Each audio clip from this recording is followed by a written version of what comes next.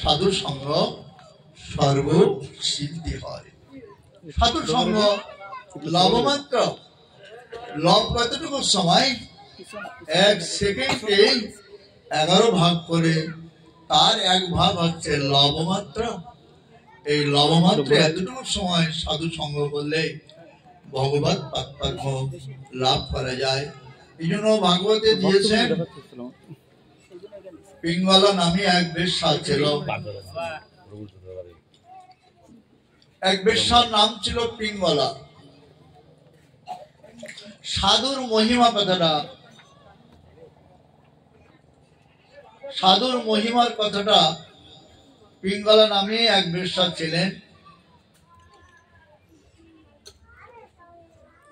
তার সতীত্ব রত্ন বিক্রয় করে অর্থের পাহাড় করেছে, তবুও তার এই ব্যবসা থেকে সে নিস্তার পেল না। এত কাম অর্থ পাহাড় করেছে, তবুও সে লম্পট পুরুষকে চায় আমার ঘরে আসুক, আমার সতীত্ব রত্নের বিনিময় করে আমি অর্থ সঞ্চয় করব।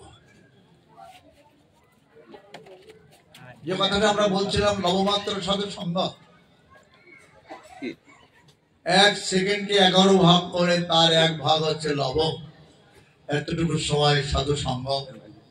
পিঙ্গলা নামে যে বেশ্যা সারাটা দিন পড়ে আছে ওই দরজার কাছে, কোন লম্পট পুরুষ তার ঘরে ঢুকলো না।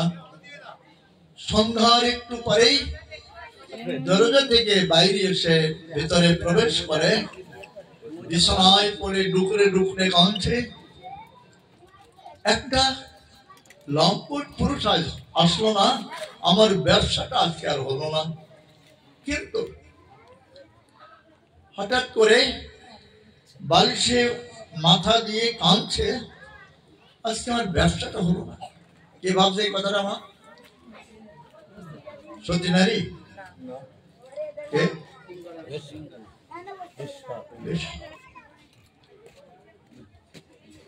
আর সেই সতীত্ব রত্ন বিক্রি করে কত অর্থের মালিক হয়েছে। ডুকরে ডুকরে কাঁদছে। হঠাৎ করে সন্ধ্যার পরে দত্তাত্রেয় ঋষি, যিনি ভগবানের অংশ থেকে যারা জন্ম, ওই ঋষিবর ওই বেশ্যার অঙ্গনে গেলেন। কার অঙ্গনে গেলেন মা? এর আগের কথা কি মনে আছে? কতটুকু সময় সাধু সঙ্গ করলে? কতটুকু? 1 সেকেন্ড। 1 সেকেন্ডকে 11 দিয়ে ভাগ করলে যতটুকু সময় হয় তাকে বলা হয় লব। এই লব এতটুকু সময় যদি সাধু সঙ্গ হয়, ওই পিঙ্গলা বেশ্যার অঙ্গনে দত্তাত্রেয় ঋষি অঙ্গনে চলে গেলেন।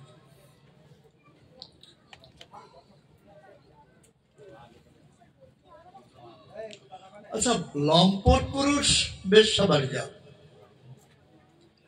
ঋষি বেশ্যা বাড়ি গেলে কেন? একটা যারা গাঁজার নেশা আছে তারা গাঁজাখোরের বাড়ি যায়, কিন্তু সাধু গাঁজাখোরের বাড়ি যাবে কেন? এটা ঠিক না বেঠিক? কিন্তু সাধু গাঁজাখোরের বাড়ি যায় গাঁজা খেতে না, তারা গাঁজার নেশাটা তিরোহিত করে তার বদনে গৌর গোবিন্দের নাম করানোর জন্য সাধু যায়। সাধু ধর্ম পুরোহিত করে। পিঙ্গলা বেশ্যার বাড়ি, দত্তাত্রেয় ঋষি ওখানে যে একটা বৃক্ষ ছিল অঙ্গনে, ওখানে বসেই বলছেন, মা মারে কেউ ঘরে আছিস?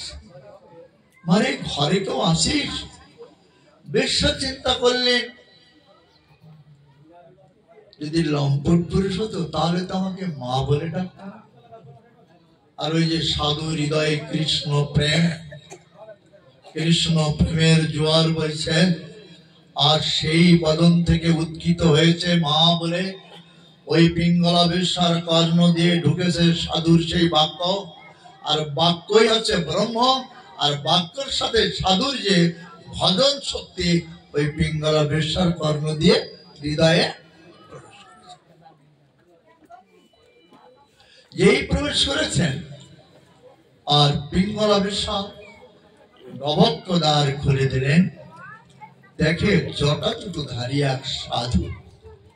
আরে এবার তোমরা কি গিয়ে থাকো, দর্শনে দর্শনে পবিত্র কারো এই তোমার গুণ।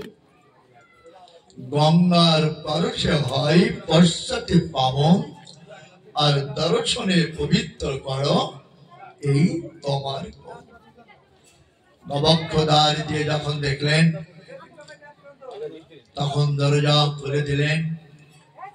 দরজা খুলে ধীর ও মন্থার গতিতে সাধুর কাছে এসে চরণে প্রণাম করলেন। সে তো কখনো সাধু সময় বলে নাই, সাধুর বাজারও যাই নাই। সাধুদিকে প্রণাম করতে হবে কি করে বুঝলো বাবা? না, সাধুকে দর্শন করার সঙ্গে সঙ্গে তার হৃদয়ের যে কলুষতা ছিল সব তিরোহিত হয়ে ভক্তির সঞ্চার হয়েছে তার। যখন প্রণাম করেছে, সাধু বললেন, মা তোর কল্যাণ হোক, গোবিন্দ পদে তোর মতি হোক। এই যে সাধু যখন বলেছেন যে গোবিন্দ পদে মতি হোক, সেটা হতেই হবে। ভগবান বলেছেন আমার বাক্য ব্যর্থ হলো, আমার সাধু বাক্য কখনো ব্যর্থ হয় না। এটা সাধুর করুণা। তখন সাধুর দিকে অবলোকন করে বলছেন, বাবা আমার কি মনে হচ্ছে জানো? আমার মনে হচ্ছে দীর্ঘদিন